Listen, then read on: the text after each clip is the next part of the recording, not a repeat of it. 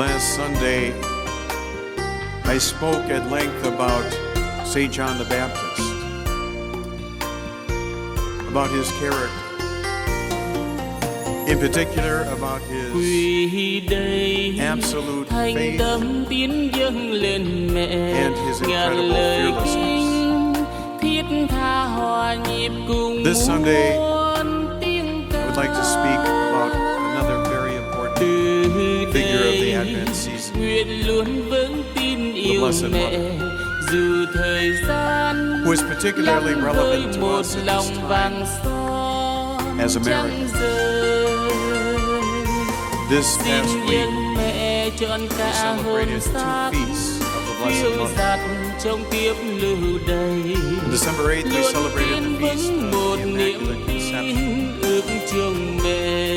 Our nation is dedicated to the Blessed Mother under this title of the Immaculate Conception. So particularly relevant to citizens of the United States of America. And then we just celebrated on December 12th the feast of Our Lady of Guadalupe, who is patroness of the Americas. So we'd like to focus on our Blessed Mother under these two titles in particular, relative to this Advent season. With regards to the Immaculate Conception, there are three human beings, three human persons, out of all humanity, from the very beginning, and this will be true to the very end, only three, who can be said to have come into existence immaculate. The first two are our parents, Adam and Eve, who were not conceived, but were created immaculate, without the stain of sin. And if in that Garden of Eden they had resisted the temptation of the serpent, they would have continued in the garden immaculate, free from sin. There would have been no more testing of them, and they would have been able to produce offspring in an immaculate condition. But that is not how it played out. They listened to the tempting of the serpent, which of course is Satan, and they rebelled against God, seeking to be gods themselves. And so they forfeited their immaculate condition. And no human being will be conceived as immaculate since then or until the end of time, with the one exception of the Blessed Mother. Yes, there are those, in particular St. John the Baptist and perhaps Jeremiah, who were cleansed of original sin while in the womb. But only Mary has the singular privilege of having been conceived immaculate. And God did this for a number of reasons. The first of which certainly would be to provide sinless humanity to her Son, the Son of God, but also so that we would have a new Eve who remains immaculate, to be alongside the new Adam, her Son, Jesus Christ. And because Mary is always the Immaculate, from the beginning of her existence into eternity, Satan, the serpent, has no power over her. In fact, by the grace of God, the Immaculate has incredible power over the evil one. So much so that they tremble at the very name of Mary, as they do with the name of our Savior, Jesus Christ. And because she is immaculate, and has Mỗi this ngày great trôi qua, power by thân God mong over the manh evil. vướng bao tội khi. She is a great advocate Mỗi and ngày trôi intercessor qua, for us. con bơ vơ And a giữa perfect chốn example of trần this gian. is with regards to the other feast I Có mentioned, mẹ cùng đi, Our Lady niềm of vui Guadalupe. an tâm tư nhẹ nhàng. This apparition or apparitions go back almost 500 years Bên into mẹ the tràn 16th century, trề yên vui. the 1530s. To put this in historical perspective, in Europe, at that time, we had the Protestant rebellion in full force under the likes of Martin Luther, John Calvin, and so many others. To put it in perspective, this is the time of King Henry VIII, who had divorced his first wife and would go on to take a succession of others in the 1530s and after, some of whom he executed.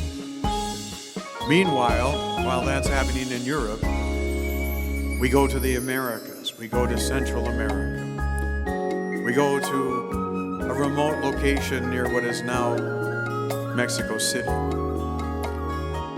And in that region and in this country of America, Central America, there's no Protestant Reformation because there's no Christianity. The religion, that part of the world, is a horrific, barbarous, bloody pagan religion or religions of the Aztec people, Xin mẹ yêu thương who were known luôn bên con những khi for human buồn đau. sacrifices. Khiêm nhường I can't xin even vâng, describe for you from the nương thân pulpit bên lòng Chúa từ the method nhớ. in which they sacrificed Xin human mẹ beings. dẫn lối, I will dìu only con say đến this. với Chúa In a single từng day, ngày. In the dedication of Vững a tâm temple, tin cậy, more than bên 10,000 mẹ nhiệt thành innocent human sacrifices were offered. So much for the dignity of indigenous peoples, by the way. But at any rate, it is into this environment, into this part of America, that the Blessed Mother appeared to a peasant man by the name of Juan Diego, since then cannabis. And she revealed herself to him in his native language as the one who crushes the serpent.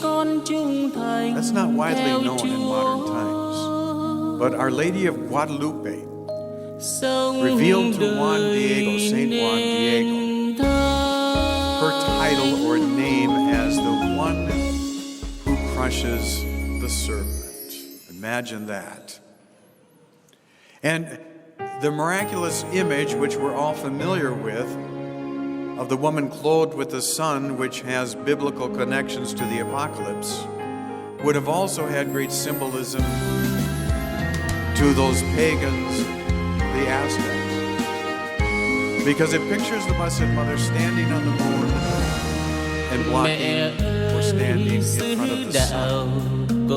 And those were the two most powerful gods, false gods of the Aztecs, showing her superiority to their pagan gods, and another one of which was a serpent. Imagine that. And because the Blessed Mother appeared and interceded for the Central America, within years there were millions of conversions to the faith. Millions. And eventually, Catholicism became the dominant religion of the Americas, or at least of Central America, and then spread. Imagine that. That's the power of the Immaculate Conception, Our Lady of Guadalupe, the one who crushes the serpent. Lord knows and Our Lady knows how badly we need now the one who crushes the liên kết serpent. muôn tâm Here in this part of the Americas, the United States of America. Because we, as a nation, have been practicing for decades human sacrifice. Human sacrifices of unborn children, upwards of 1 million a year.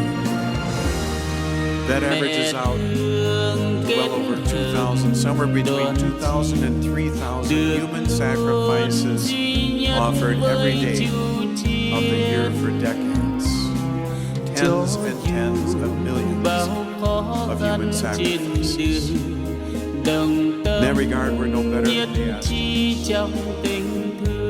We also have a government, or elements of the government, that seek to be our God, who even now are seeking to subdue and crush true religion, to replace it with the government of God. How badly we need the Immaculate Conception. How badly we need Our Lady of Guadalupe.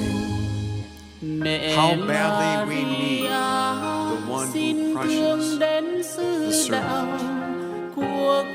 And we have been praying for intercession in earnest, especially as we have come to realize the rise of evil, the strengthening of the children of darkness, their war against the children of light. We are praying for the mercy of God, frankly, because one way or another, we will be corrected. We've been praying that the correction will come by way of grace, by way of conversion. But conversion depends upon acceptance. Grace will not force. So that depends upon an exercise of the free will of the people of this nation to accept the grace of conversion. So we've been praying and continue to pray for that. But at some point, if not by grace, the correction comes by chastisement. And if we have reached that point, so be it. It's God's will, and it is certainly then the will of our Lady.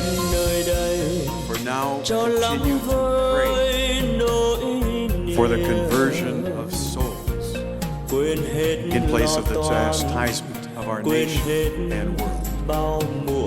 Now this is Gaudete Sunday, which means to be joyful, to rejoice. The opening word of the introit of this Mass, rejoice. And we brighten the colors of Advent to rose, symbolize the joy of anticipating the celebration of Christmas, the birth of the Savior, the coming of Christ. And I turn again to Mary, the Blessed Mother, this time as the Mother of God. She lived and moved in a very dark world, the darkness of the pagan Roman Empire, the darkness of Herod, the darkness of the closed, shuttered doors of the inn, which had no place for her or Joseph or the Christ child yet to be born. So she knew the darkness of sin in the world. But she still had the joy of a mother. Not only the joy that any mother has or should have, anticipating the birth of a child, but the joy of the Mother of God, who knew with absolute certainty, not only by faith, but by the revelation of an archangel, that she was bearing the Son of God, the Savior of the world, the light of the world. And she had that inner joy and peace that's available to every one of us, knowing this, that in a short time, the light of the world would break into the darkness of sin in a dramatic new way in the history of the world, beginning at Bethlehem and continuing in a special way at Golgotha to crush the head of the serpent, whereby the base of the cross and the heel of the woman, the new Adam and Eve, definitively crushed that serpent at the place of the skull. So on this, the Gaudete Sunday of Advent, even in the darkness of the sin of the world, let us experience the inner peace, the inner joy of the Mother of our Lord, knowing that on Christmas Day and continuing until the end of time, that the light of the world has been poured into our world, and that the Mother of God, the new Eve, will assist us through our prayers to continue to crush the head of the serpent. In the name of the Father, and of the Son, and of the Holy Mẹ gọi con theo đường ấy, con bước bên mẹ nắm chặt bàn tay.